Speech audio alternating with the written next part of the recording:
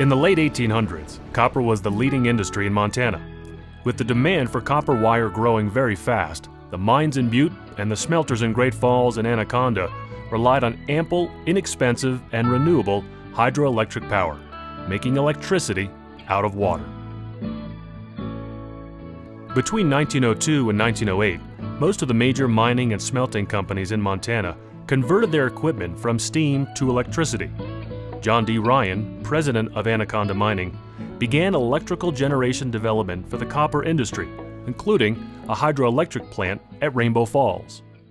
In October of 1908, a workers' camp was established for construction of the Rainbow plant, and by mid-November, it had become a village. Because transportation to and from Great Falls was limited at best, plant workers and their families lived there year-round. It included homes, an ornate clubhouse, a swimming pool, a boarding house, office quarters, a blacksmith shop, and numerous sheds and warehouses. A rail spur to the site, as well as a temporary steam plant, came soon after. The village wood-staved water tank is still visible today, along with some of the ornamental stone walls. The original Rainbow Dam was wooden cribbing filled with rocks and stood until 1987, when it was replaced with the current concrete-filled structure still sitting on the original foundations. There are several steps to making electricity from the water contained by the dam, and we will explore them. But remember the effort and the people who built this system without the benefit of modern equipment over 100 years ago. We'll start with the Forebay, where the water from the dam was regulated in a concrete cell about 164 feet long and 134 feet wide. This Forebay fed two 15.5-foot pipes, called flow lines, which carried water about 2,400 feet to the pressure chamber above the powerhouse. Water flow was regulated by 8 steel gates. Adjustments were cog-driven and hand-operated. An overhead gantry crane moved the trash rag cleaner, removing garbage, moss, and other trash from the flow before it entered the flow lines. In 1917, another Forebay was built opposite the first one, equipped with 2 gates operated by an electric motor, much easier to move than the manual originals. They fed one 14-foot flow line, originally a wooden stave pipe that was replaced by steel in 1971. 2 surge tanks were located about 500 feet downstream of the Forebay, one 55 feet in diameter and made of riveted steel plates on a concrete foundation topped by a conical wood plank roof. The other was a steel tank housed in a wood tower. One of these is an overflow, the other a pressure chamber serving as emergency regulation in case of a sudden generator shutdown. Along the east side of these towers was a wood-frame discharge chute used to channel any excess water to a culvert under the road and into the river. Both have surge chambers to regulate the flow of water to the turbines. Constructed as close to the powerhouse as possible in a sandstone bluff above it, the first chamber regulated the flow into 12 gates, feeding 8-foot steel tubes, called penstocks, which carried the water to the generator turbines. These are buried, but if you look closely, you can see them. A steel structure on top of the chamber supported the trash screens and a wooden deck. An overhead crane operated the trash cleaning rake. Pressure relief vents for each of the penstocks helped regulate the flow. In case the water level got too high, there was an overflow spillway on the northeast wall of the chamber, which ran into the Missouri River. Almost 1/2 mile from the dam was the powerhouse. This is a classic steel frame brick building with concrete floors and a concrete gabled roof. The architecture is not only very functional, but very impressive with the intricate brickwork, gabled roof, and rounded windows.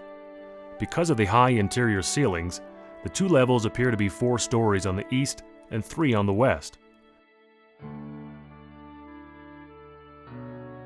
This design was important at the time of construction as a symbol of the significance, growth, and role of industrialization. Originally built to house 6 turbine sets, 2 additional generator turbine sets were added in 1917. The quality of the construction was so good, the addition is not apparent even when you look closely. In the 1930s, a one-story brick building with similar detailing was added on the east end for equipment storage and a carpentry shop. Employees entered the Powerhouse by crossing over a wood and steel footbridge built in 1931. It was put in for easy access to the generator floor.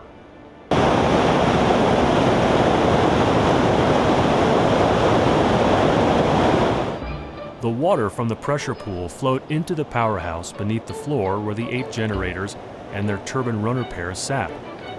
This was a room of giant machines and incredible noise, made by General Electric generators, producing the clean, renewable, and dependable electricity we all need and use, just as they have for more than 110 years.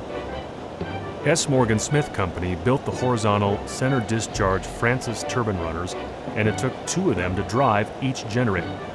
These are massive pieces of machinery, but they moved without any vibration, smoothly and efficiently, a testament to the skill of the people who built them and those who have maintained them.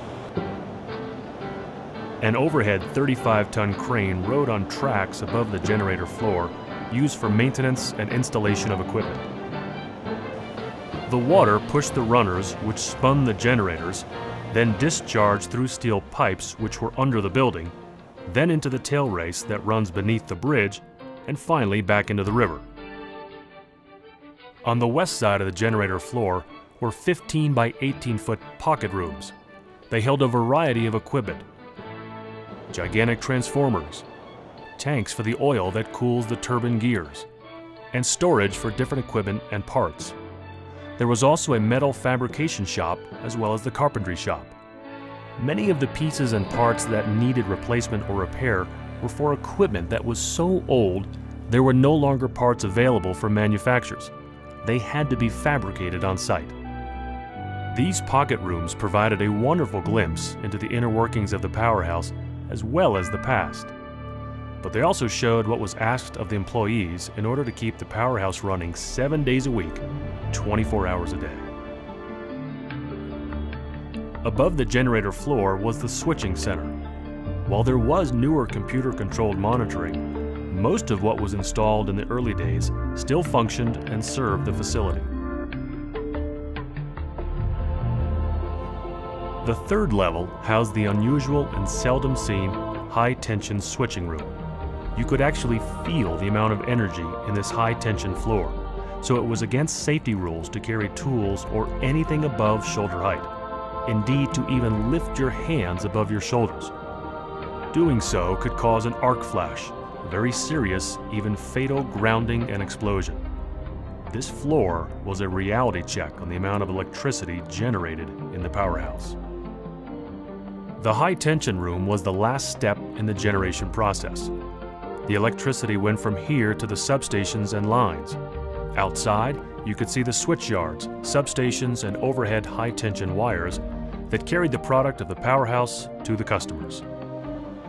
It was very easy to get lost in the total immensity of the place, and equally easy to forget that this facility, this place of intricate brick, wood, and concrete, served just one purpose: turning water into clean, renewable, and dependable electricity.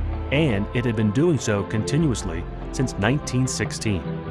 It stands as a monument to those who built it and as a testament of the skill and dedication of those who maintain it.